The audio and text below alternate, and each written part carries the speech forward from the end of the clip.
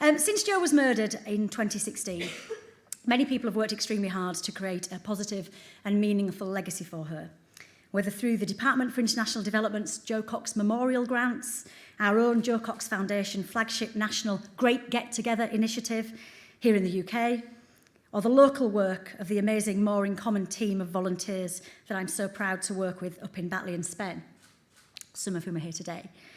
Much has been achieved in Jo's name, and we have got a huge, huge amount to be proud of. And this lecture is also an important part of Jo's legacy. Jo would have loved the idea that a lecture in her name could be used as a way of inspiring students here at Cambridge. A place which was an important part of her young life. A place where she had her struggles, but where she also learnt so much about herself and the world, as well as academically. And where she formed some very special lifelong friendships. So thank you. So in its third year, the Jo Cox Memorial Lecture, at a particularly interesting time for our country, who could we possibly ask to deliver this prestigious lecture? Well, we racked our brains and several suggestions were made, but as many of you will know, Ant and Dec are currently busy in the jungle on the other side of the world, along with several other celebrities. But fortunately for us, there was one very special person who did not get on that plane to Australia. But I can't take any credit for securing our fantastic guest speaker today. All credit has to go to my mum. As a big fan of this person, Mum sent me a text message a couple of months ago saying how great he would be for Jo's lecture. Now, I didn't hold out much hope initially, but Mum and Dad taught Jo and I many important things, and one of those was, if you don't ask, you don't get.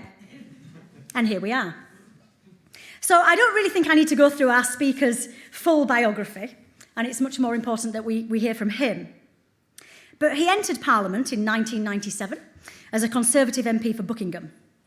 And in his subsequent role as Speaker, he had a mission to strengthen the backbenchers and recognise that Parliament is more than a rubber stamping operation for the government of the day. He was re-elected 3 times, and in a stream of tributes on his departure, even his critics admitted that he had delivered on his original promise and built a reputation as a reformer. What I will also say is that I've heard from several people how much he liked and respected my sister and was very kind to her during her far too short time in Westminster. And for that, I thank him. So without further ado, and with the appropriate order, I give you John Bercow.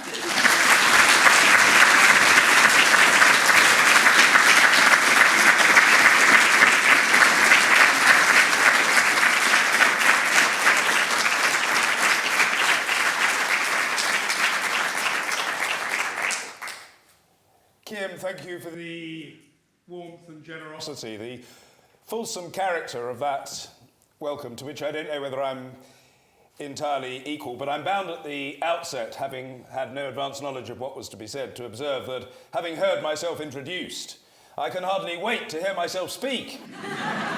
Whether you'll feel the same way at the end of my remarks is a matter for legitimate speculation and conjecture, but I'm genuinely delighted to be here, and I regard it, above all, as an outstanding privilege. You know, Kim, the warmth that I feel towards you and to all of your family, and the tremendous empathy that I experienced with Jo in her all too short period in the House, of which more anon. To be in the company of, and in a sense supported by, Jean and Gordon is an additional boon.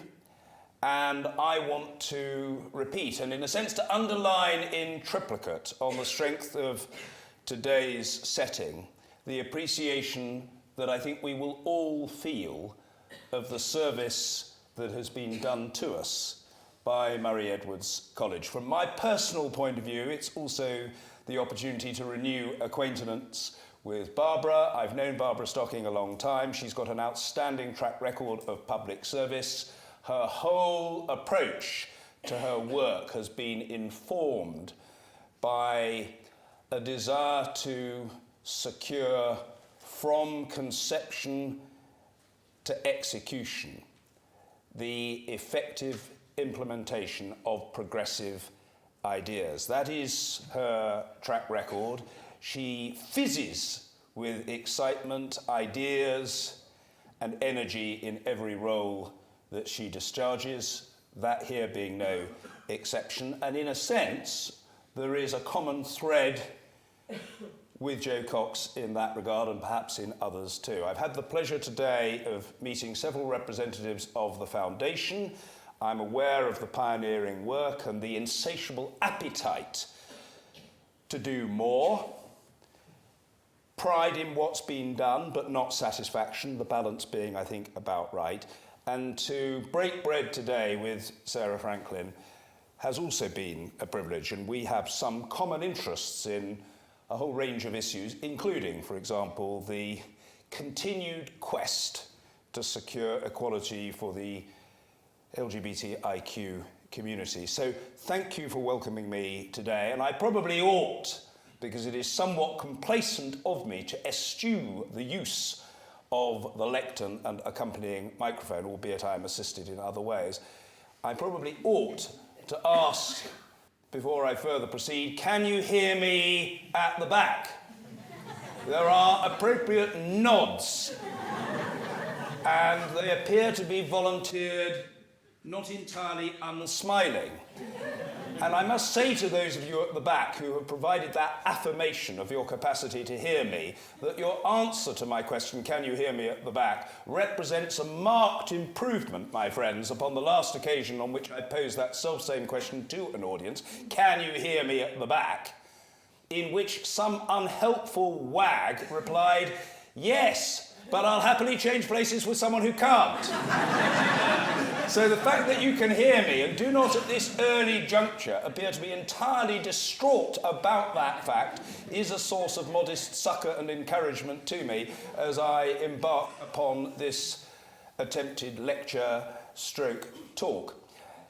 There is also one other matter of which I think I ought at the outset to treat, which I think your natural courtesy will probably disincline you to raise with me directly, but which, if unaddressed, will lurk perilously from my vantage point in the undergrowth, and which I conclude, therefore, must be dealt with before I venture further. And that is the delicate, and I think Jean and I would agree, the sensitive matter of height. Very specifically, it has been bruited in some of the more down-market parts of the press that I am the shortest man ever to have served as Speaker of the UK House of Commons. Now, my friends, students or graduates of Murray Edwards College and others here present, let me say with all the force and rhetorical conviction at my command that there is nothing wrong with being short. On the law of averages, though I know not to whom this description applies because you all have in common, or virtually all of you have in common, the fact of being seated, the chances are that a reasonable proportion of you will share with me and with Jean that characteristic of vertical challenge. So I want to put it on the record that there is nothing wrong with being short. We short people should stick together. We may be short, but we may also be, or judge ourselves to be, perfectly formed. We are indubitably environmentally friendly. That is to say, we don't take up a great deal of space. And in any event, I suppose I am by way, my friends, of making a virtue of necessity. The reality of the matter is that I have always been short. I'm now 56 years old and I remain short, and given the known impact of the ageing process upon physiognomy, the overwhelming likelihood is that I shall become inexorably and irrevocably shorter still. And about the fact of that continued and soon to be exacerbated shortness, I'm as intensely relaxed as Peter Mandelson once famously, or in some people's minds infamously, said that New Labour was intensely relaxed about people getting filthy rich. But I am not intensely relaxed about the matter of historical accuracy. You would expect the Speaker, forsooth, to have done his research, or even an ex-speaker, forsooth, to have done his research. And in that respect, if in no other, I shall not disappoint you. I have done, and simply as a matter of fact, it's quite wrong when some of these more down-market, fifth-rate, low-musical scribblers say, oh, well, Bercow's the shortest man ever to be Speaker of the UK House of Commons. Sir John Bussey, Speaker of the UK House of Commons, from 1394 to 1398, Sir John Wenlock, Speaker of the UK House of Commons, 1455 to 1456, and Sir Thomas Tresham, we mustn't forget him, Speaker of the UK House of Commons in 1459, are all believed to have been shorter than I am, although I do have to admit that this was true only after all three of them had been beheaded. Indeed, no fewer than 7 of my predecessors met their end on the executioner's block. One was killed in battle, and a further poor unfortunate soul was brutally murdered. So you will understand that this does enable me to view the woes and challenges which afflict and confront the House of Commons, and which, over a decade, in truth, periodically afflicted and confronted me with an appropriate sense of historical perspective. That is to say, whatever else happened to me, I was not likely to lose my head. To serve in that role was a joy and a privilege. To serve alongside so many dedicated, public-spirited, resourceful and principled colleagues, of whom more anon, because I am proud of the Parliament that I chaired, was a great privilege too. There was no one alongside whom I served of whom such a description was more merited than Jo. A short service, yes, but a distinguished and unforgettable, pioneering service, equally assuredly, yes. I think in the immediate aftermath of her tragic and appalling murder, when tributes were paid in the House of Commons, I observed that from my experience of hearing her, engaging with her, learning from her, I could immediately detect, and was repeatedly by her performances reminded, that Jo Cox was filled with and fueled by a love for humanity. A love, of course, for her family, a love for her constituency, a love for her country, a love for her continent, but a love more widely for humanity. That was what drove her to make a contribution to public service. And of course, you will know that that contribution was made in a number of different ways, in the development field, subsequently, after some soul-searching because of the sacrifices involved to family, in the public square as a member of Parliament. And if you reflect on Jo's DNA, writ deeply into that DNA were her unflagging and uncompromised commitments to equality, to human rights, and to the indefatigable pursuit of social justice at home and abroad. Many wonderful, fittingly and appositely wonderful things were said about Jo after her death, but I recall in particular my immediate past parliamentary colleague, the member for Wirral South, Alison McGovern, a good personal friend of mine and more particularly a very good personal friend of Jo's, saying that Jo's life and career were, and it was very pithy, a demonstration against despair. And if I had to encapsulate the essence of what Jo brought to politics, to Batley and Spen, to Parliament, to the country, to Europe,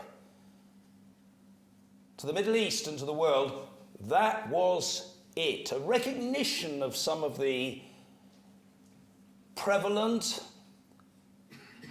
and sometimes seemingly intractable problems with which she and so many others had to wrestle. But my sense of Jo was that she felt that just because you couldn't do everything didn't ever justify you doing nothing.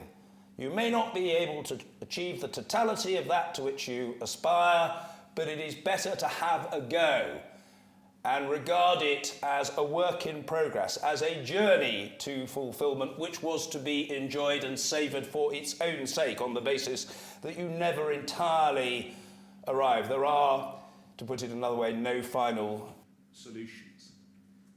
What I would like in this talk today to do is to focus on a number of themes, probably thereby not amounting by any independent yardstick to an academic lecture that would receive a high mark from Sarah, but which nevertheless spoke and will speak to some of those values, to some of those motivations, to the things which motored Jo on a day-to-day basis. The great get-together has already been referenced. That largely unprescriptive, let it develop as it will. Individual communities shall tailor the model to their own needs.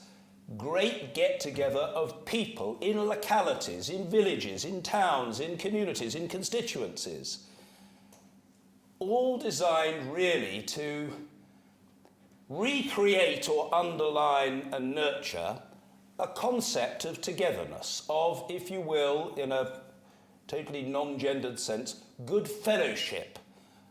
To go back to that much repeated embodiment of Jo's philosophy, more in common than that which divides us. And one of the features of the modern world is that, partly because of the inescapably burdensome obligations that people have in the workplace and outside, social interaction is often not quite what it should be or we would wish it to be.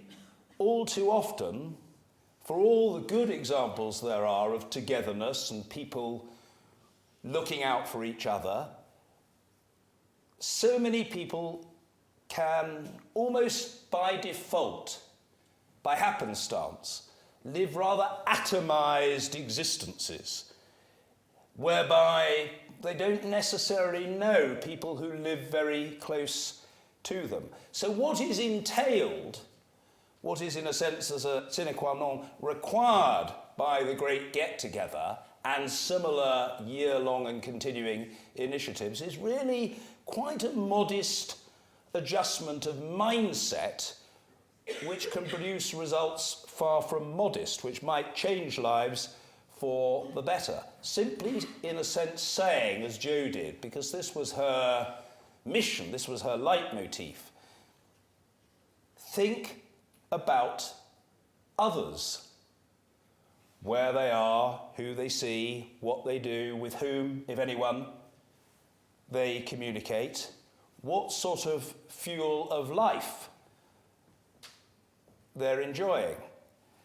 And the Great Get-Together is a magnificent example, last time I looked, I think, of an initiative which cumulatively spawned 11,000 events and more than 750,000 people getting together to talk, to listen, to share experiences, perhaps to have a drink together or food together or to enjoy an activity together. Now that in itself is a good thing, but when you ally it more widely to a continuing theme of the Jo Cox Foundation, and a prevalent theme in the thinking and practice of Jo herself, namely the battle against the scourge of loneliness, you see just how significant it is. It isn't just a one-off event, a tea party or a get-together or a meeting,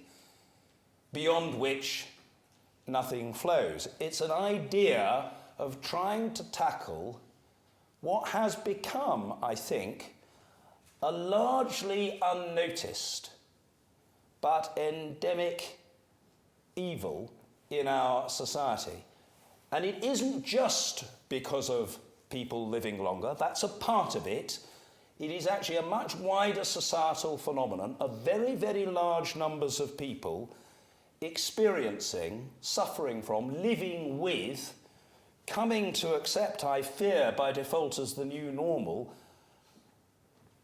an acute sense of loneliness. It might be older people whose friends have passed away or who've had to move into a new environment and have lost acquaintances, of course. But it might well be quite young people living in unfamiliar surroundings or coping with moving out of the family home and not having forged new networks. Or it might be people in the workplace who, for whatever reason, the nature of the activity they undertake or the people with whom they're working, feeling under-recognised, devalued, and in a sense discombobulated from the society of which they're part. And it might even be somebody who is a head honcho or a big cheese, an employer, not an employee, who is him, her, or herself a victim of and suffering from and damaged by loneliness. And the truth of the matter is that the work the Foundation did was hugely significant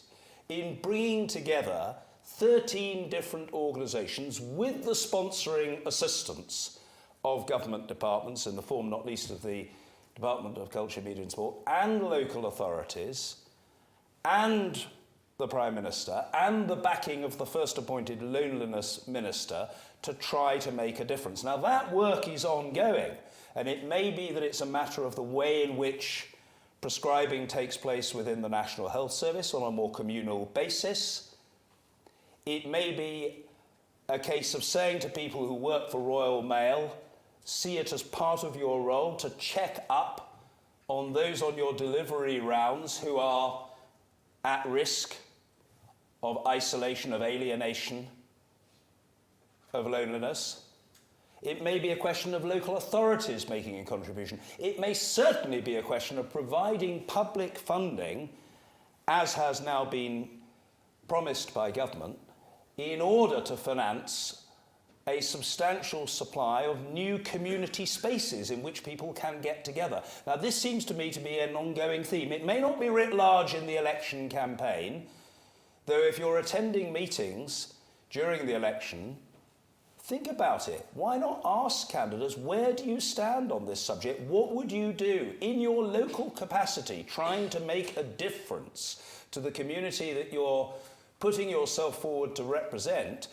Do you acknowledge that there will be lonely people in your constituency? And what is your personal commitment as a candidate for whichever party to try to alleviate or mitigate the effects of that phenomenon? So that's one theme that I think was writ large in Jo's mind, and it spoke to her humanitarianism, spoke to what in a sense I would say was probably the single most striking, indeed defining feature of the persona of Jo Cox, and that was, in 3 words, thinking of others.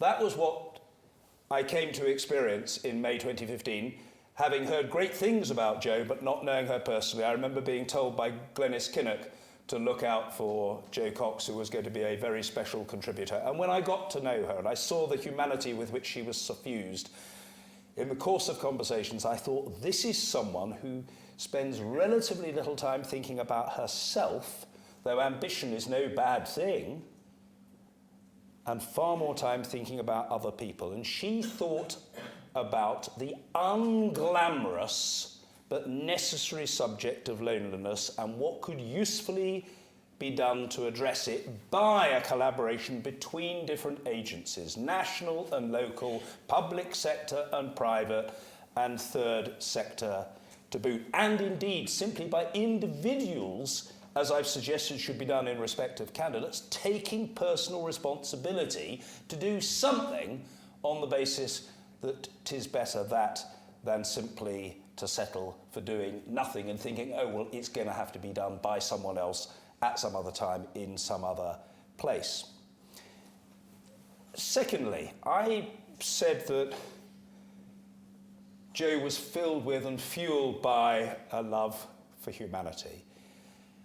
She had, my friends, strong views about issues and performance and the conduct of governments and other agencies. So she was no shrinking violet. I don't seek to portray Jo as someone who was permanently sunny of disposition about everything.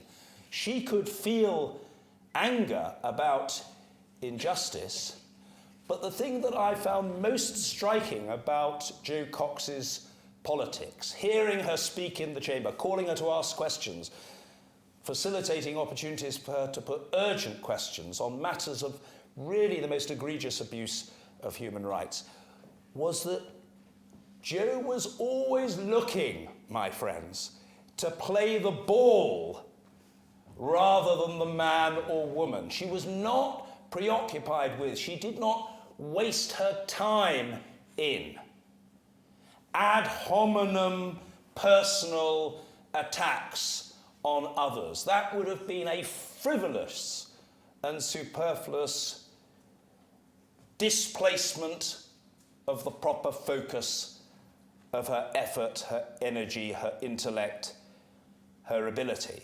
She was concentrating on the subject matter and what needed to be done. And this causes me to highlight to you that second great theme of the nature of our public discourse. I'm very proud of the House of Commons over whose proceedings I took charge for a decade. And I think there's far more good in my colleagues than not.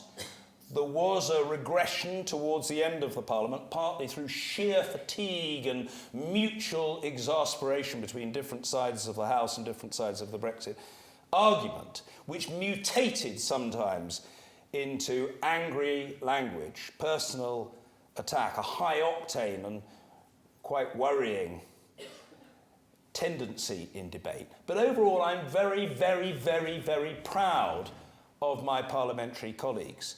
There's one thing of which I'm less proud at present, and that is the deterioration in the terms of public discourse. Let me be absolutely clear. I am not being elitist about this or falling victim to snobbery. The growth of social networking sites and the opportunity for people to have their say is a positive. It's not always an unalloyed positive, but it is a positive. People who are not elected parliamentarians or councillors, people who don't hold an appointed public office, people who aren't established journalists or broadcasters or opinion formers, can nevertheless say what they want to say, and that is a good thing. In fact, the fact that they can do so is an unalloyed good in terms of the democratisation of the public square. What is not good is when people using the public square, either in their elected capacity or an unelected capacity, think that it is legitimate simply to impugn the integrity of anybody who dares to hold an opinion which differs from their own. And this has become, I'm sorry to say, a really pernicious feature of public life in recent times. The tendency to ascribe to somebody who differs from you bad motives, to say that they're a bad person, that they have bad intentions, that they intend bad things for their constituency or for their country or for their continent or for the world. And the notion that democracy is about decibel levels is quite wrong. An argument isn't any stronger simply because it is said very loudly or with enormous force.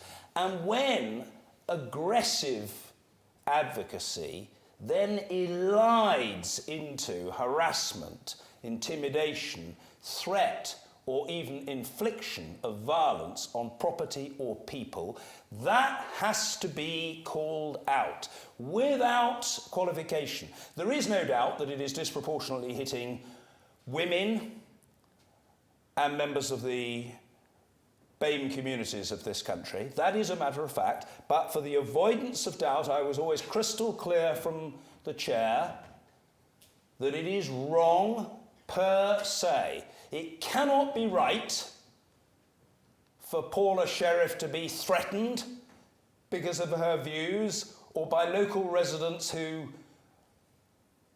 dislike her as a person or are motivated by chauvinism or misogyny.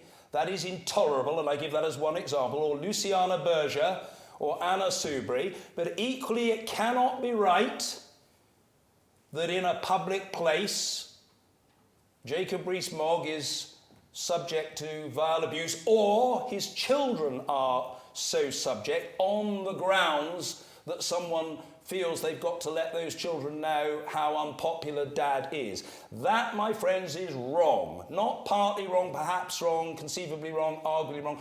That is wrong. And the same went recently from experience, I think, of the former leader of the House, Andrea Leadsom, who was en route home and encountered very, very significant personal abuse and hostility. That cannot be right. So I am undiscriminating in the condemnation of that and in suggesting this. If, as Democrats, we disagree with each other too violently, the effect of that is, in some people's minds, either to render more likely or even to legitimise anti-democrats. Now, it doesn't legitimise them, but in some people's minds it will do so. So it is important that there is a basic courtesy in the dialogue that should take place between democratic politicians and those who consider themselves Democrats. Where there isn't that basic courtesy, we get one stage worse, do we not?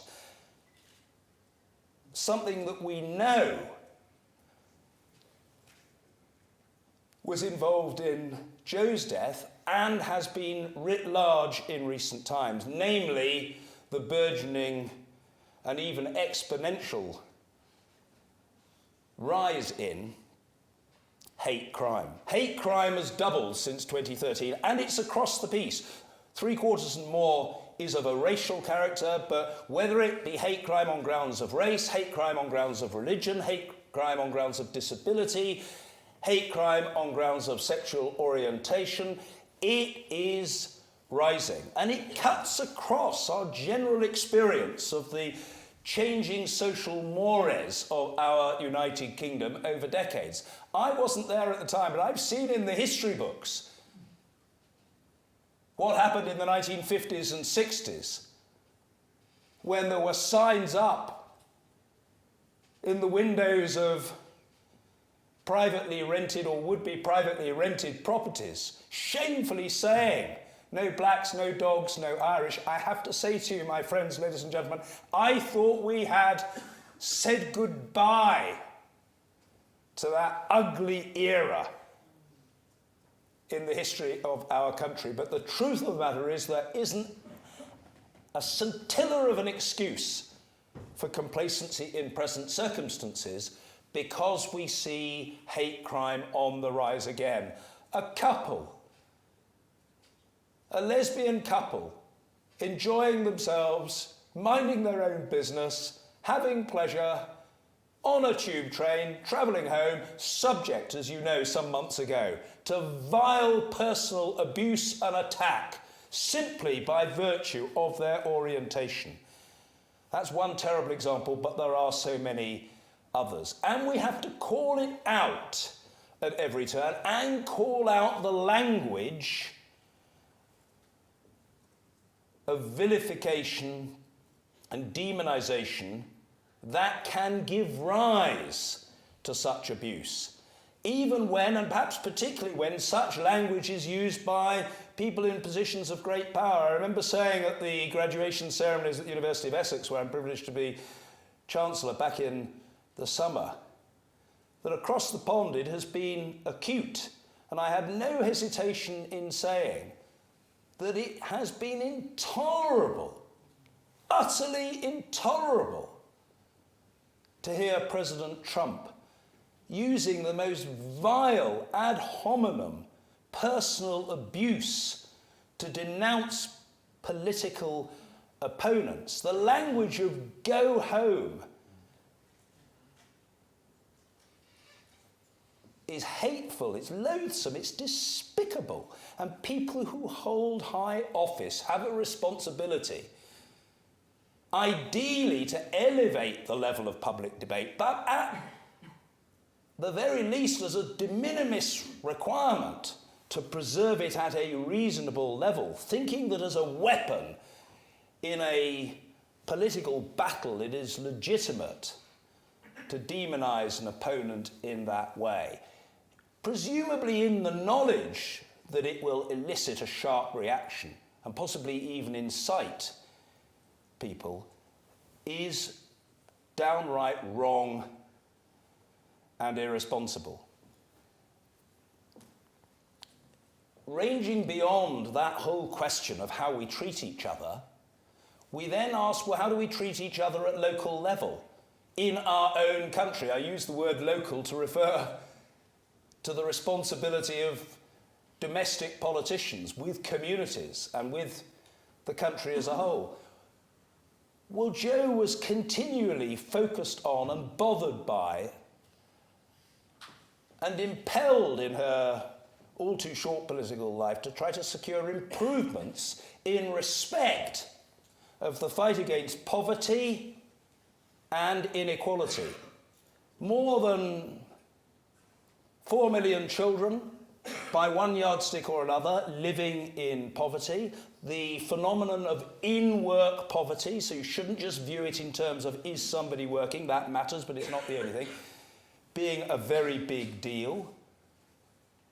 The mushrooming, the shameful mushrooming of food banks that has been necessitated by the inability of people on very, very modest incomes to get by at all, is a continuing challenge. And I would like to say, in a non-party political spirit, because the Jo Cox Foundation is a non-party political institution with Conservatives and Labour and Liberal Democrats involved in it, this surely is a legitimate subject for exploration and debate in the remaining weeks of this election campaign. And all of the political parties should be asked, where do you stand on this subject? What are you going to do to reduce the incidence of in-work poverty?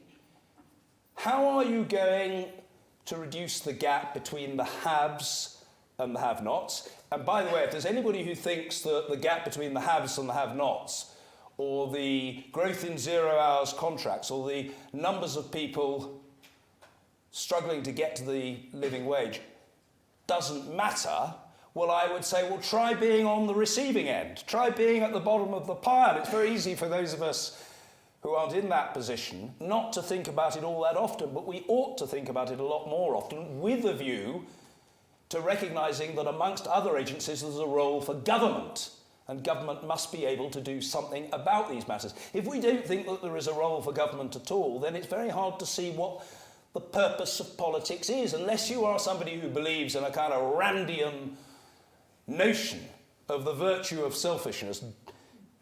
Do what you can for yourself and the devil take the hindmost, which I think is a thoroughly reprehensible attitude.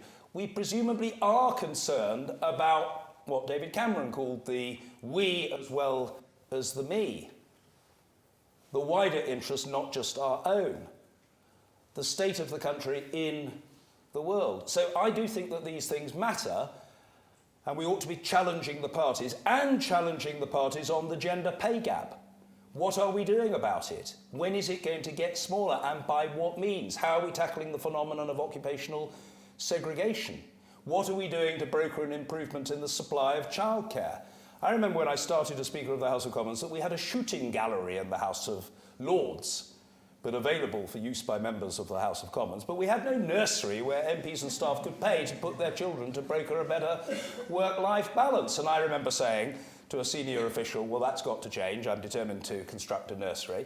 And this fellow very quickly said to me, it's a frightfully good idea in principle, Mr. Speaker, but the difficulty in practice, and it's a deuced difficult problem, as he put it, there's no suitable site.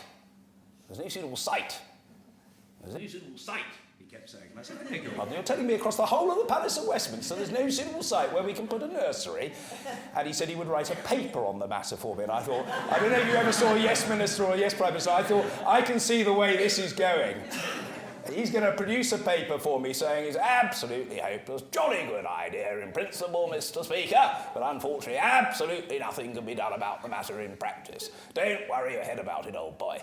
And I thought, no. There must be some sites. Well, there are some. I'll tell you what, Mr. Speaker, I'll have a look round the sites and come back to you. I said, no, we'll go and have a look together. And sure, we found some sites, and then I eventually chose a site with colleagues on the House of Commons Commission. And then people started, who were against the whole thing but didn't want to say so, saying, well, they were all in favour of a nursery in principle, but the problem was that it would involve the destruction of a bar called Bellamy's. Well, it was my good friend and colleague, Tom Watson, who very sensibly said that this was an absurd objection from people who were against the whole thing. He said, the truth of the matter is there's no shortage of places on the parliamentary estate where you can get a beer. The problem is there's nowhere you can put a baby.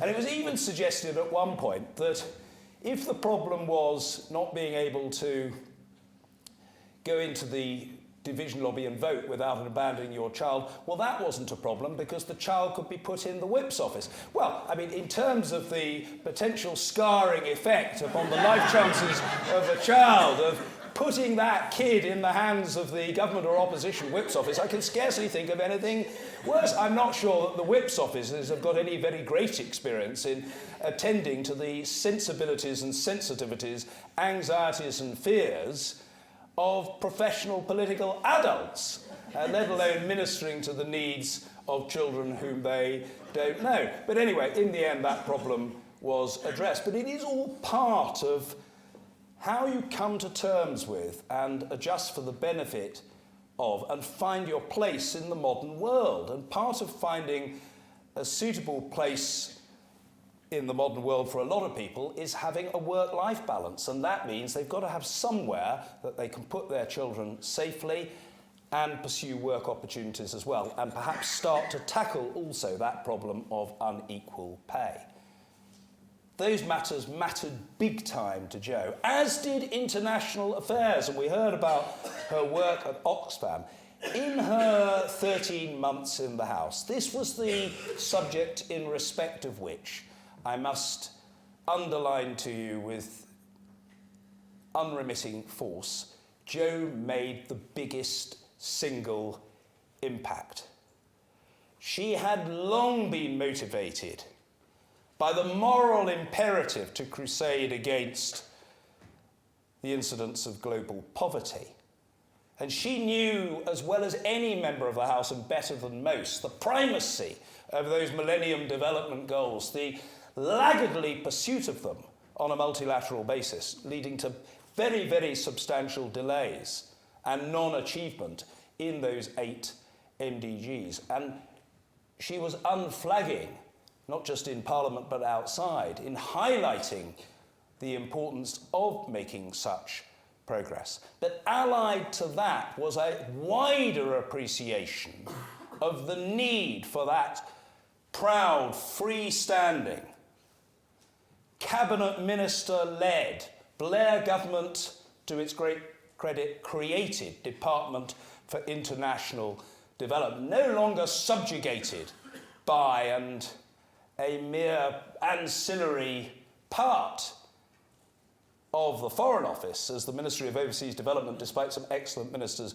used to be, but a department with clout, with weight, with global recognition and a global impact, a global footprint. And she knew that the humanitarian aid which could alleviate suffering was so widely needed, as was action on the foreign policy front to try to deliver on the mission of R2P, the responsibility to protect. And she knew from her experience in Darfur, where to her enormous credit, she interacted and cooperated, not just with Labour comrades, but with David Cameron and subsequently with Andrew Mitchell, who proved to be an extraordinarily good Secretary of State for International Development, to try to make progress for others, for human beings, putting the party politics aside. And of course, it broke her heart to see what was happening in Syria, and she regularly and rightly took advantage of the opportunities that I tried from the chair to grant to colleagues to put urgent questions, capital U, capital Q, to question ministers about what they were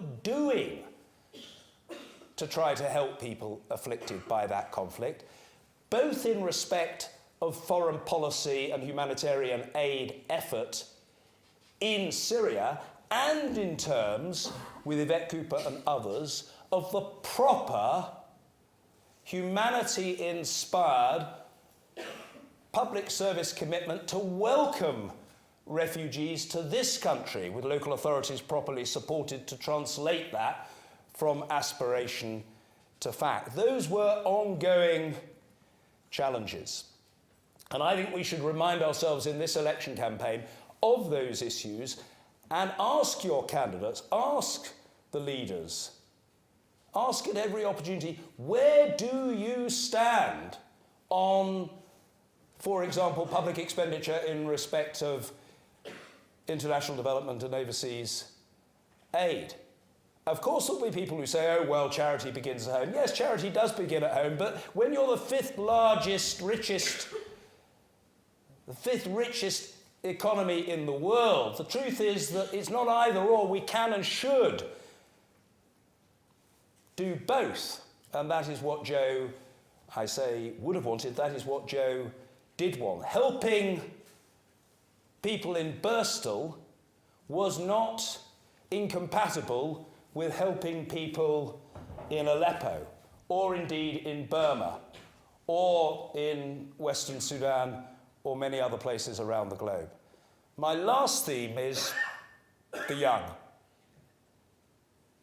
Jo was for people, whatever age, whatever background, whatever community, whatever ethnicity, whatever faith, or none.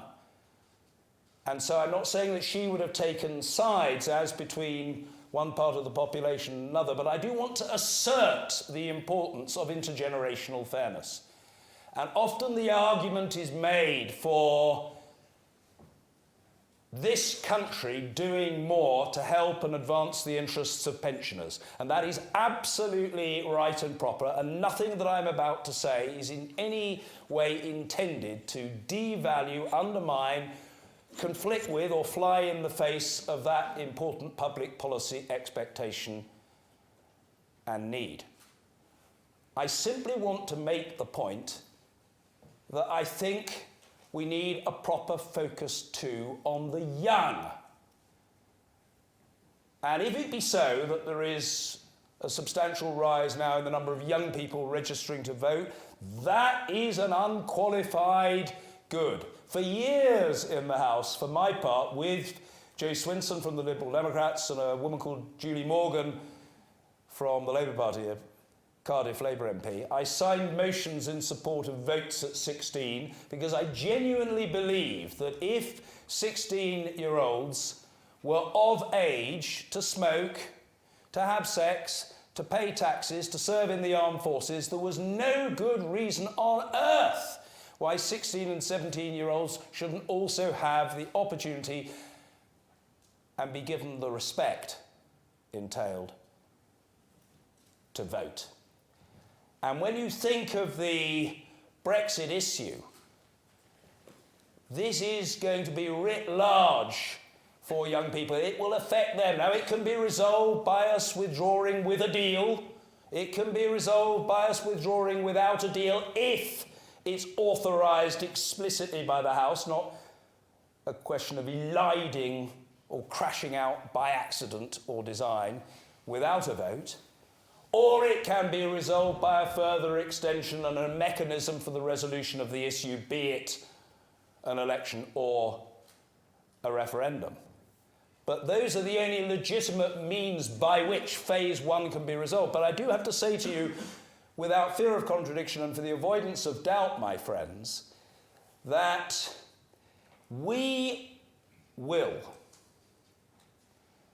absolutely certainly be debating Brexit for at least the next 5 years, in all probability for the next 10, and quite conceivably for the next 15. So get Brexit done is a political slogan, and I'm not knocking the integrity or sincerity of those who want to deploy that slogan. But all getting it done would be phase one, a withdrawal agreement. There is then a trade relationship, as Jo knew, to negotiate with the European Union. She knew in the campaign that that would be entailed if we left, because it was an obvious feature of the argument. There is the question of a trade relationship with the United States and with the rest of the world. There's the security cooperation. There's the partnership against climate change. That's the fight against human, including child trafficking. There's the phenomenon of identity theft and so many other public policy challenges. The notion that all of this is going to be gift wrapped for Christmas is a tale told to the Marines. And I think we owe it to each other and to the memory of Jo to flag up all of these issues and to say, let's put them out there and make them part of the political landscape in the weeks, months, and years ahead. The fight against loneliness, the determination to aspire to attain and preserve a civility of discourse between those who democratically disagree, an absolute resolve to wage war against hate crime and to say everybody should be treated with respect. A belief that part of treating people with respect is ensuring that they can get by, that they can live, not eke out an existence and somehow be expected to be thankful for the fact, but have a genuine opportunity for a decent quality of living in an advanced industrialised society. A society which, moreover, takes seriously its responsibility to help those beyond its shores who need help in the alleviation of suffering or the promotion of the means of ongoing development. And a society which, yes, respects its older citizens and its middle-aged citizens, but which, looking to the future, says, you young citizens are the future of our democracy and the future of our country, and because you are that future, we will give you a voice over that future. I feel deep in my veins, to the best of my knowledge and belief, from my reading of a wonderful, principled, eloquent, wise and generous former colleague in Jo, that's what she would have wanted. And with that, my friends, notwithstanding the extraordinary display of stoicism, forbearance and courtesy which you have offered me, the truth is that you will be relieved beyond words to know that my presentation is definitively at an end. Thank you.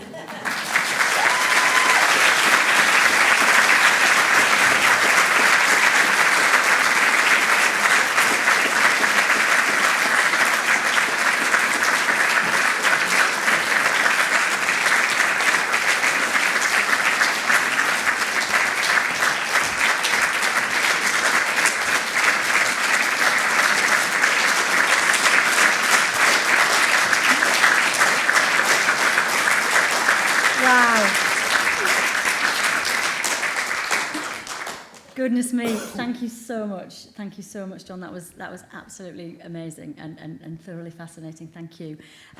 We've got some time for some questions. I'm going to guess there are some questions. Could you just raise your hand if you have a question? Oh, not as many as I was thinking. Right, okay. Well, I'm going to go for one first of all, if I may, and then we'll come to the audience. But do think this rare opportunity that we have here. So ask some questions if you would like. I was going to ask John, because this is, as you quite rightly said, a huge part of the work of Jo's foundation at the moment, is this issue of civility in public life and the discourse and the toxicity that unfortunately has pervaded politics in the past few years, which I always say, felt bad at the time when Jo was killed, but I think it's fair to say it has got progressively worse in the last 3.5 years. I guess the question, and I appreciate it's far from a simple answer, what's your view on what can be done to improve that? Thank you very much indeed, Kim. First, all of us have to try to weigh our words.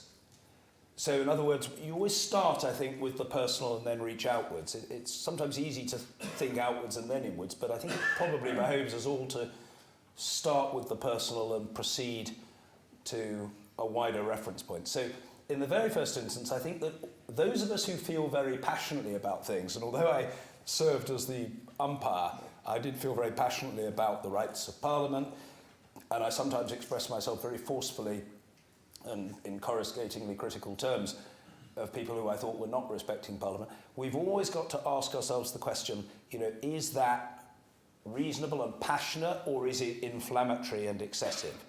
And, I'm not thinking of any particular example, either in my own case or somebody else's, but I think that we've always got to come back to that point. We may feel very animated and angry about something, but if it's possible that someone can have a different view on something that is not absolutely unarguable, one probably has to express oneself in terms that very openly allow for or acknowledge that somebody can have a different view. Secondly, I think that we do have to have a security response. I mean, this is a very sensitive matter, my friends, because most of us in Parliament really value the relative openness of access to Parliament, and I think that is a good thing. And we wouldn't want to get into a situation in which politicians couldn't be close to their electorates. For what it's worth, by the way, I don't accept, I know it's widely said, but I don't accept the characterisation of MPs as generally out of touch. I don't accept that. Flawed, inclined to make mistakes, sometimes getting it wrong, yes. I don't accept we're out of touch. In some ways, I think MPs are more in touch with their communities now than ever before. Most MPs either live or, at any rate, have a residence, a home in their constituencies, and they get huge numbers of communications, they stage very regular surgeries, and so on. They're very much in touch. But I do think that, if I may say so, where there is an obvious threat to somebody's security, devoting a proper public resource to minimising the threat to that person is absolutely right. And this business of sort of cutting the cost of politics, is a very misleading phrase, and I'm not particularly attracted to it at all. It seems to me that we should have the politics that we think is right for the country and then find out and decide how to finance it.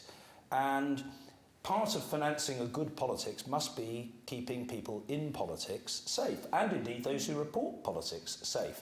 So, I mean, I don't want to refer to particular cases. I know my immediate past deputy and now the new Speaker of the House of Commons, Lindsay Hoyle, whom I wish great success in the role, took very seriously the issue of security. He played quite a lead role on that matter. He was on the Joint Committee on Security between Commons and Lords, and he took a very close personal interest in a number of individual cases. I was sometimes shocked that there wasn't public funding available for known vulnerable colleagues to have safe transport home at night. And the argument was, it's public money and it can't be justified, and some other approach to enabling that person to get home will have to be adopted. Well, it seemed to me that when the need was acute, Kim, it was absolutely right that such people should, if not forever, if not unreviewed, at least for a period, be provided, with taxi transport home, if that was what was necessary to keep them safe. So, I think it's a mixture of weighing our words, making sure that there is proper security support, and I think leaders have got to speak out.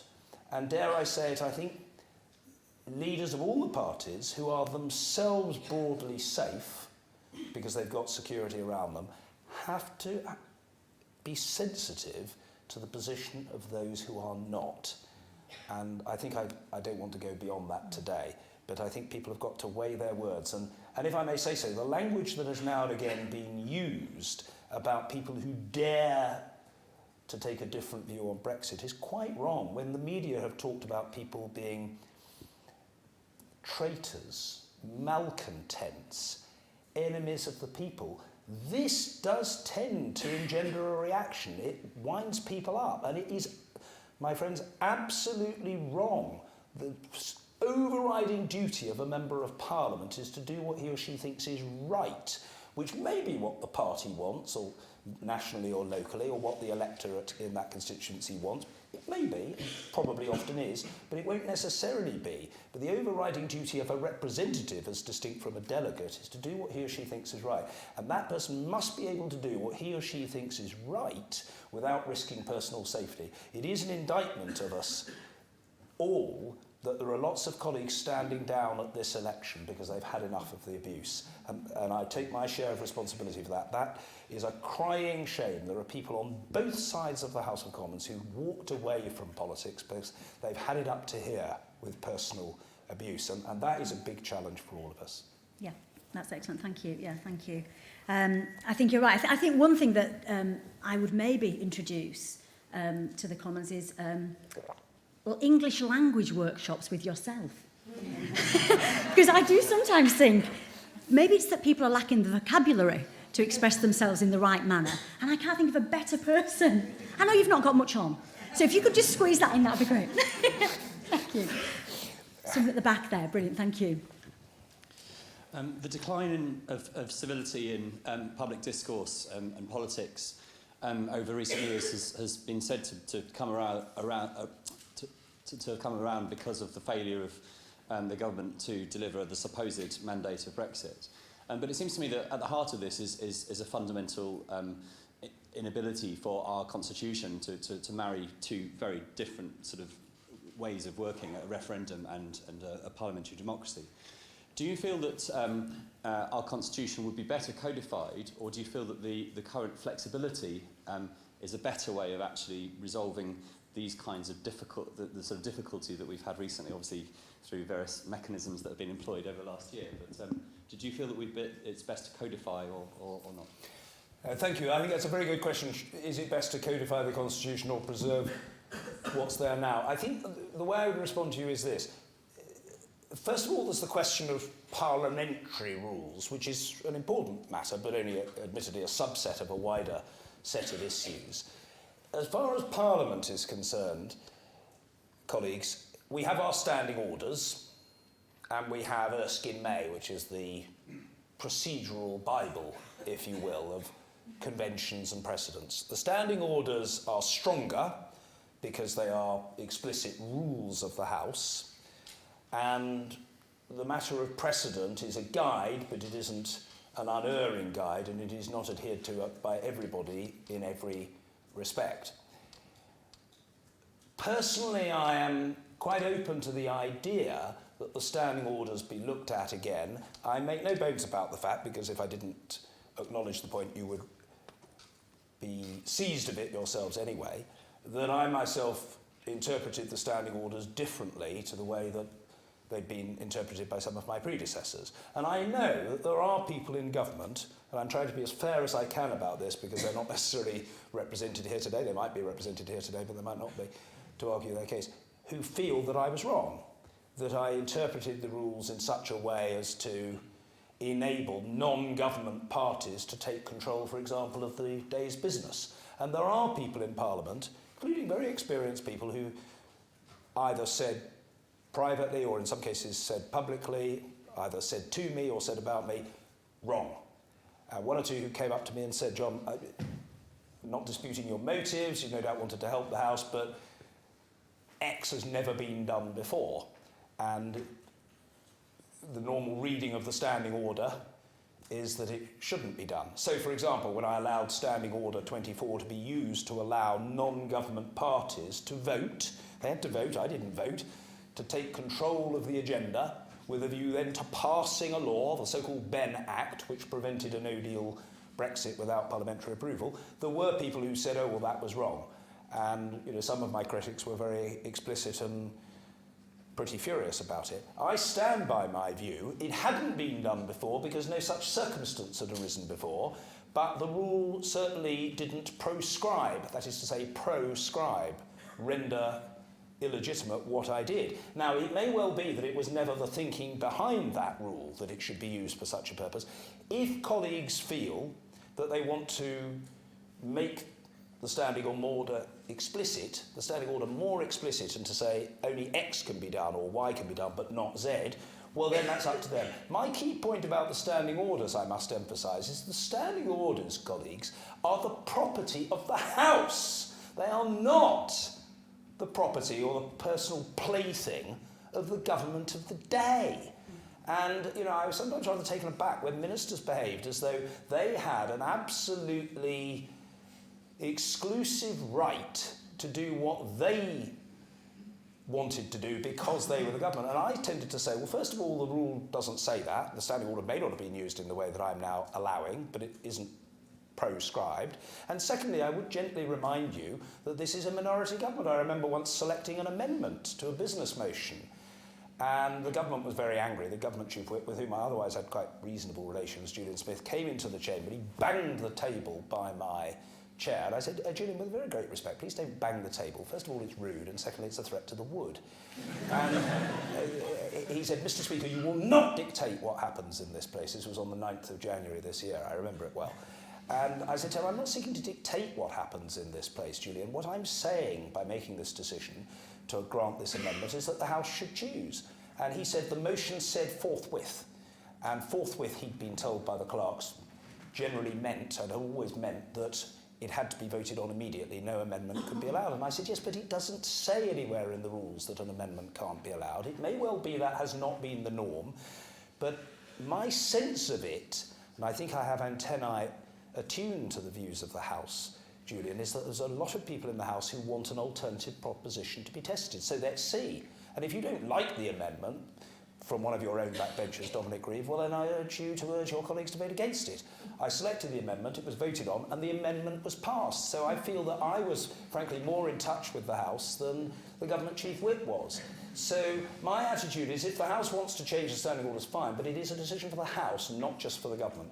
More widely, I think what I'd say, and I'm sorry if you think this is ducking it, there are advantages in an unwritten constitution, but I think now the case for looking again at the merits of a written constitution is strong, having a clear codification and delineation of powers and functions between different houses, between government on the one hand and Parliament on the other, conventions relating to the civil service, humble addresses to Her Majesty and whether governments have to comply with them or not, and if so, within what period of time.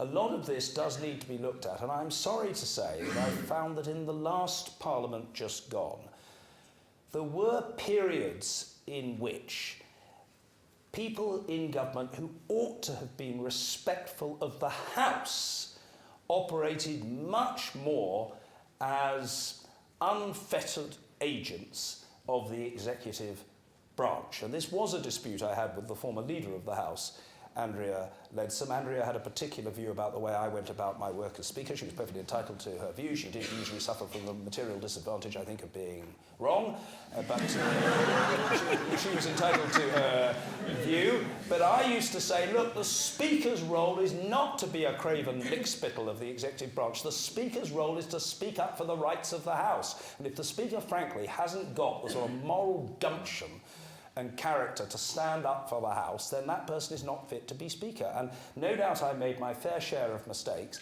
but I do think that a reconsideration is now appropriate. And the one thing I will say is that the Speaker shouldn't live in fear of the government of the day. If the Speaker's the sort of person who's going to be pushed around by the government of the day, the Speaker is not fit to be Speaker. And I took seriously my responsibility to stand up for the rights of the House. Now, inevitably, that provoked considerable ire amongst ministerial occupants of the Treasury bench. And I have to say, did I lose a wink of sleep?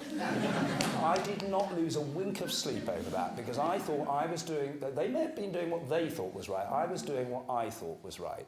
And frankly, in the end, I'm afraid I took the view, well, I'll happily debate the issue courteously with them, but if after all that they're going to make public attacks on me, which they're perfectly entitled to do, fine, but it wasn't going to make any difference as far as I'm concerned. So, I took the attitude, this is what I'm going to do because I think it's the right thing to do, and if they don't like it, they can lump it.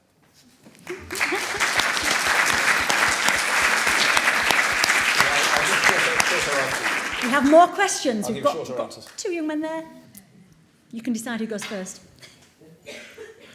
Thank you very much for speaking out, such important issues relating to sort of feeling that everyone is accepted in this country. A tremendous thank you to you.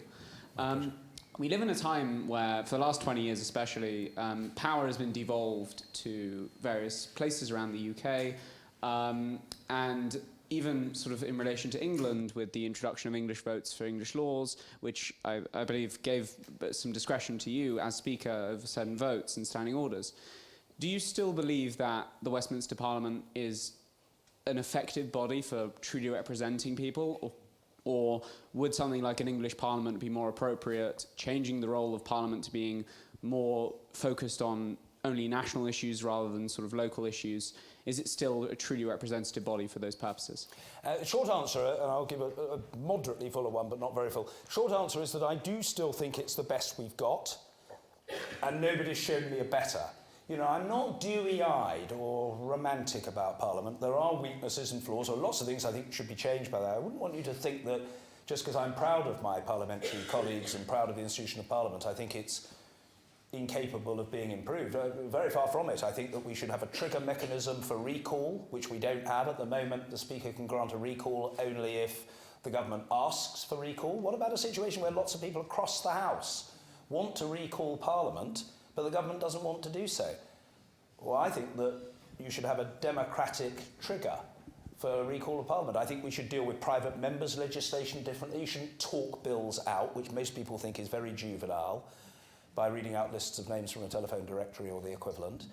I think that we ought to have a designated period, an allotted period of time for debate on a bill and then a vote, and it either goes through to its next stage or not. That would be a more mature and modern way of deciding whether to proceed with a private member's bill.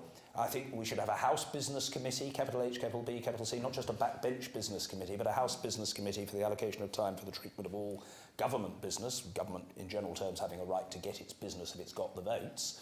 But the question of how much time and when, I think, shouldn't just be determined by the government whips behind closed doors. I think it should be determined by a committee, perhaps chaired by a deputy speaker, with smaller parties represented on it, and so on. So there are lots of things I think could be improved. But on the whole, I think Parliament works quite well, and certainly recent parliaments have been better in terms both of the richness and diversity of their representation.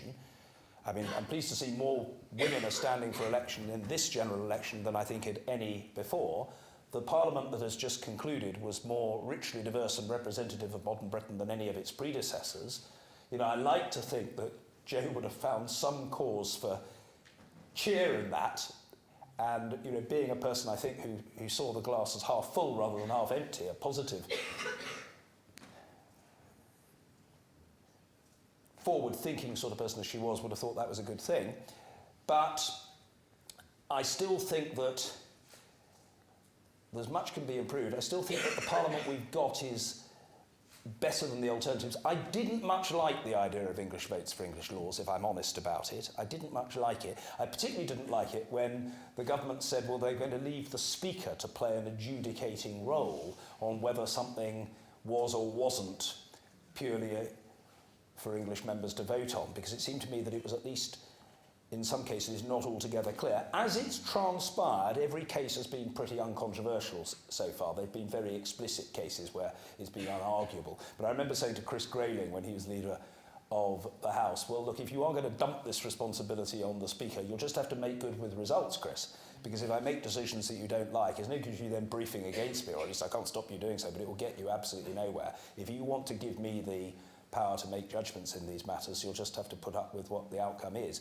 Now, so far it hasn't been controversial. Why in general terms am I not keen on the idea of an English Parliament? It's quite right that there is a Scottish Parliament and a Welsh Assembly, and when it operates, big caveat, when it operates a Northern Irish Assembly, I suppose because I feel it all conduces to fragmentation. And I'm not making an anti-English point. I represented an English constituency for 22 years. I am myself recognisably, I think, English. Well, I'm part European. I'm of sort of part Romanian heritage, but I am English. No, I suppose I feel England is the dominant part of the United Kingdom in terms of population and resources. So I don't think that the arguments for having a separate parliament that were quite compelling for Scotland, Wales and Northern Ireland, and the particular circumstances of Northern Ireland did it rather different, are especially applicable in relation to England. And I, on the whole, would prefer to bring people together and to have a parliament of the United Kingdom, rather than say, well, because we've got these separate parliaments, we've got to have a separate English parliament as well. I don't myself think there is any particularly compelling case for it, and I don't, if I may say so, detect any very strong public appetite. There are people, and I'm not suggesting you're one of them for one moment, there are people on the hard right of politics who keep making the case for an English parliament, but it seems to me they're whistling in the wind, and I don't see any big enthusiasm amongst the public for it. Who else? Sorry. I was going to, do we have any politics lecturers in the room today? Because any politics lecturer, this has got your seminars planned for the next 12 months. You've got plenty of ammunition now to go at, so just take that from us, that's a gift. Sorry, hands in the air for the next question. Oh my gosh, well, there he is. Thanks. John, thanks very much for coming to speak to us today. My name's Theo and I'm following in Jo's footsteps, academically at least, here at Cambridge. I was wondering if you could shed some insight and your views on freedom of speech on campus, because this is a really pressing area of concern for students, I think, in Cambridge, but also more widely. There are students who, because of their sexual orientation or their gender identity, race, religion, don't feel like they can air their views safely. But there are also people who have been no-platformed, sometimes because they are genuinely just purveyors of hate, and that's legitimate, but other times because they are genuinely seeking to provide a point of view which other people might just not like. What are your opinions on this? What do you think Jo would have thought about this? And what can we do as students and other members of the university to try and improve quality of freedom of speech on campus? I hesitate to say what Jo would have thought. It's not something I discussed with her. You know, I think she was, by instinct and disposition, someone who wanted to engage and to debate and to accommodate. She did have very strong principles in relation to equality and human rights and notions of respect. And there can, let's face it, sometimes be a clash. There can be a clash. On the one hand, people are in favour instinctively of more freedom of speech rather than less, but in certain situations, if there is a discernible threat to public order or to the safety of individuals or groups, that can be a justification for limiting public speaking in particular cases and saying, well, it wouldn't be appropriate to have this person. For example, and this is how I basically see it, I accept this as a catch-all response, I think people should be free to say what they want to say, and not least in a university, on the understanding that it isn't an incitement to hatred. If it is an incitement to hatred, if it is seditious, if it is a threat to public order, I think it is then perfectly legitimate for the university and for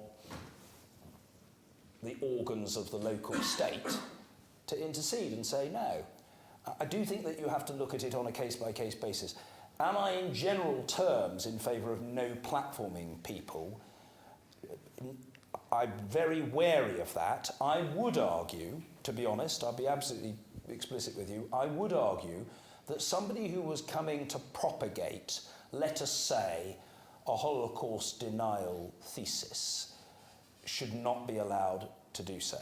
I think that it's perfectly reasonable for a university to say, you know, we value all of our students and faculty and their right to fair treatment, and we are not going to have a sort of David Irving type figure coming, or what was his name from the US, that bloke Fred Leuchter or whatever, some neo-Nazi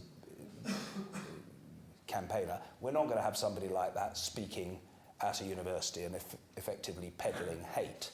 But if it is simply people who are expressing controversial views on issues, be it Brexit or Middle East politics, I think you need to tread, we need, all of us, to tread very carefully. I think that the onus of responsibility is on those who want to ban to prove that there is a compelling case to do so. But I do have to be a bit careful because I don't know the particulars. But my overall attitude is, if it's within the law, I would be wary of bans. But if by simply getting up and speaking, that person is going immediately to break the law and effectively to encourage violence or hatred, well, then I think institutions are entitled to protect themselves corporately and their students individually. Who else? Thank you. Got a lady there in the orange jumper. You giving me a little wave? There you go. Very briefly, will the next speaker will be as good as you have been to the backbenchers? And very lightly, when you were talking about size, you forgot to mention that good things come in small packages.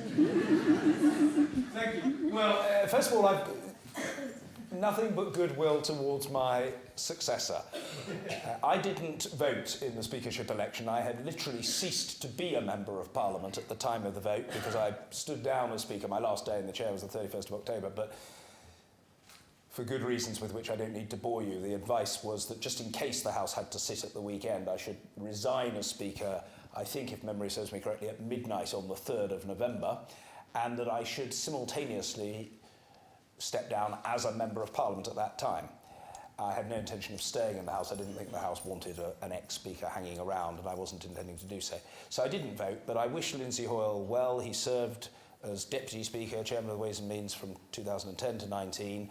He's got a lot of experience, and I know that he will recognise that there are far more backbenchers than frontbenchers, and it must make sense, apart from anything else, in the interest of the Speaker, which isn't the main consideration, but in the interests of the Speaker's own reputation and longevity. It must make sense to put first the majority in the House who want to question and probe and scrutinise and challenge and so on. So I wish Lindsay well, and in the unlikely event that he ever wants my advice, I'm available, but I reserve the right to speak publicly, of course, but am I intending to give a running commentary on how my successor does? I don't think that's the right thing to do. I had my chance, and I did my best, warts and all, and I think now I should say, good luck to Lindsay, and I have every hope that he will be a success. On good things in small packages, well, I referenced Jean, and of course Jo was legendarily Tiny. short, Tiny. small, but a bundle of energy. You may be yourself. My own mother is very short, and as I say, I've always been short. I mean, I used to play competitive tennis as a kid, and there used to be people who said, oh, well, it'll be easy to beat him, you just lob over his head, so to speak. But the truth is, you find other ways of coping. You find other ways of coping if you're short. And I've had anxieties about various things in my life, which I will probably write about. I'm publishing a book in due course. But I must be honest and say I've genuinely never been bothered about being short. I've probably had hang-ups about other things, but I've never been bothered about that. And so I'm with you 100%. Brilliant. Now, I'm so sorry, but we are really running out of time. I'm going to sneak in one last question, John. Yeah. Could you tell us, in your time in Parliament, who are the funniest MPs? Who are the funniest MPs? Yes, I think Stephen Pound on the Labour benches is extremely witty. Steve Pound's got great timing, and he doesn't take himself too seriously. He can, I haven't got one readily to mind now, produce a terrific witticism or a very well-timed heckle. Desmond Swain on the Conservative side is amusing in the sense that he too doesn't take himself overly seriously. Desmond's very good at asking what I would call short but menacing questions, which very often finish, isn't it? Won't it? Or doesn't it? And they're very short. And they're good because they put the minister on the spot. So I think those two are both amusing. There are other people. The best speaker I ever heard in the House in my time, with whom I often disagreed on issues, not always, but often. But the best speaker in the 22 years I served in the House was Tony Benn. Absolutely, without question, the best speaker. He used to have a speech towards the end of his career where he would go around, it was a very brief speech, saying, whenever I meet anybody in power, I always ask that person 5 questions. What power have you got? Who gave it to you? In whose interest do you exercise it? To whom are you accountable? And how can we get rid of you? So I always thought it was very good. The best debater, The best debater I ever heard was, Tony was a brilliant speaker. Tony wasn't a great debater. You know, his response to interventions tended to be along the lines, well, the Honourable Gentleman's making his own point in his own way, but I must be developing the argument. You know, if he can catch Mr. Speaker's eye later, no doubt he'll give the House the benefit of his views. But he would then immediately get back to what he wanted to say. The best debater who attended most closely to what his opponents were saying was Robin Cook, the late Robin Cook. I would say closely followed by Ken Clarke and Malcolm Rifkind, who are brilliant debaters. But if I had to pick one, and Robin could be very witty. Robin wasn't always, the late Robin Cook died very prematurely, climbing a mountain. But Robin wasn't always universally popular, partly because he felt no particular need to conceal his knowledge of the fact that by a country mile he was the cleverest person in the chamber. It didn't always make him hugely popular, but I came to like and admire Robin, and certainly in terms of sheer quickness and mental agility, sort of intellectual ferocity, Robin Cook was the most impressive I heard. That's brilliant. Go on, That's brilliant. Can I take one from a woman? Yes. Is there another lady with a question? Lady with a hand up there? One from a... Yeah, go for it, if you want to shout. Oh, yeah. Yeah. I just wanted to ask, because you've spoken a lot about some of the things about correcting democracy. Obviously, a big issue now is things like, say, the recent rebranding of the Conservative campaign Twitter as Fact Check UK, and other kind of deceptive techniques. I was wondering what your kind of thoughts on that were, and how we can kind of overcome that as a democracy. Yes, I saw this whole story last week about the alleged representation as being an independent validation mechanism of something which was in fact the device or property or initiative of a political party. I suppose I don't want to be sanctimonious about this. You know, people must campaign in the way they think fit, but I do believe in honesty in politics, and I think people shouldn't do in private, let alone in public, what they cannot honestly justify if the route map to it is identified and exposed. In other words, people shouldn't represent something as being an independent view if it isn't, and they know it isn't. So I don't want to take sides between the parties. There are often allegations and counter-allegations. Just as if I may say so, you know, I don't want to get into, and you're not asking me to do so today, a debate about, let us say, racism in politics. I have referred to it in passing by talking about hate crime. The truth is that it is a problem that afflicts society as a whole, and I think people ought to be very, very careful about casting aspersions on one rather than another. There is a problem, as I referenced, of distortion, and there is a problem of prejudice, and it is a challenge for us all. But I think there is a perceived unfairness, and perhaps a real unfairness, if the guns are all trained in one direction. There is a problem of prejudice, and that problem has to be addressed. I must say, if I may say so, that there is a problem of racism and there is a problem of anti-Semitism. I myself, by the way, have never been on the receiving end of anti-Semitism from a member of the Labour Party, from Jeremy Corbyn. I think there's a big issue for the party to address, but I don't personally think Jeremy is anti-Semitic. That is my honest view. I've known him for 20 plus years. I do not believe that Jeremy Corbyn is anti-Semitic. I think he's dedicated his life to the fight against racism. There's a real problem for his party and for others in the public square, and there's a real problem of Islamophobia. And I think what people ought to do is dedicate themselves to the genuine fight against those ills, rather than treating them as political footballs. I think that I like to think, I'm hesitant about this, but I like to think that that's what Jo would have wanted. And in wrapping up and saying the most effusive thank you to all of you for putting up with me for the last hour and a half, I want to thank Kim and the Foundation and Jo's best friend from university onwards, and in particular, thanks to Gordon and Jean, who have really demonstrated to us with some power and moral force these last 3.5 years, the indomitable power of the human spirit. The capacity and readiness to cope with the worst thing that can possibly happen, but still to get up and get on and encourage other people to get up and get on and to work with people and to build a legacy and to produce a positive from an unalloyed evil.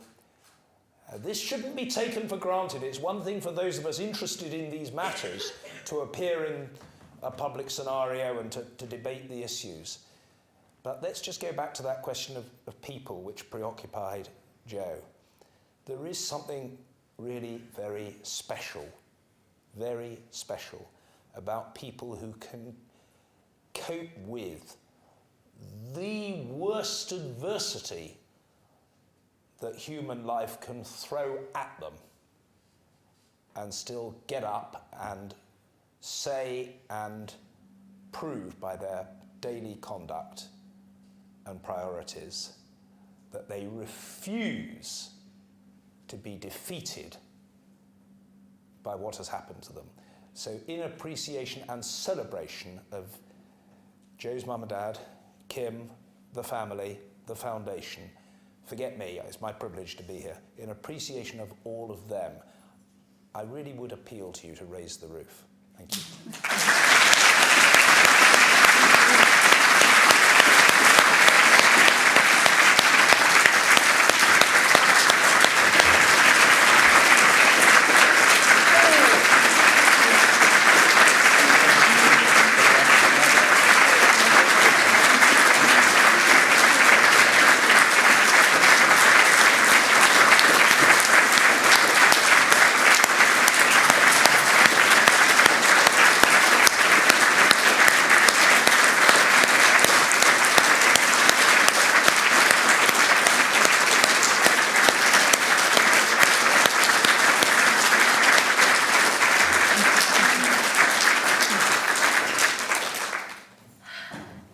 It's very, very difficult to say anything after that, but well, we can't thank you enough, John. We can't thank you enough for coming today. From that text message I got off my mum, what about John Bercow? He'd be great. To this moment, and as she often is, Mum was absolutely right, and that was amazing on so many levels, personally, for the college, for the university, for the department, and I hope we would agree for every single person who's watched that in this room and indeed out there in the ether. I think we need to save the biggest round of applause before he has to go for his train, so sorry, no selfies. The biggest round of applause for John Bercow! Woo!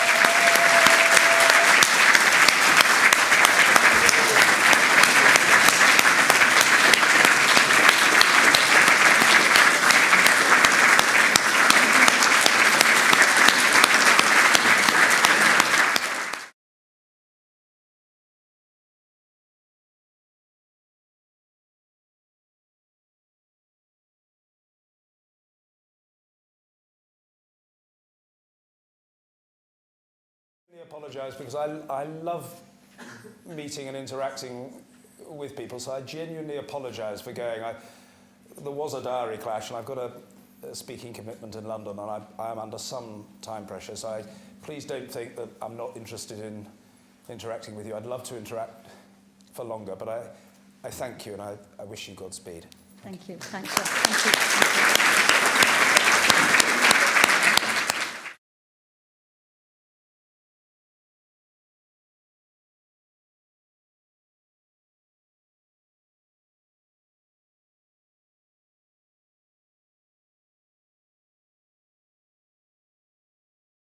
year, as that seems to now be a criteria. It could be you. But thank you so much for coming. If you do want to stay, I think there are some refreshments outside. I think there's some tea and biscuits outside, so please do hang around. If you want to know more about the work of the foundation, my amazing team from Batley and Spen have come down, and they're out there with information about the great get-together and information about the work that Jo's foundation does. So please do hang around and come and say hello. And once again, thank you very much. Have a great rest of the day.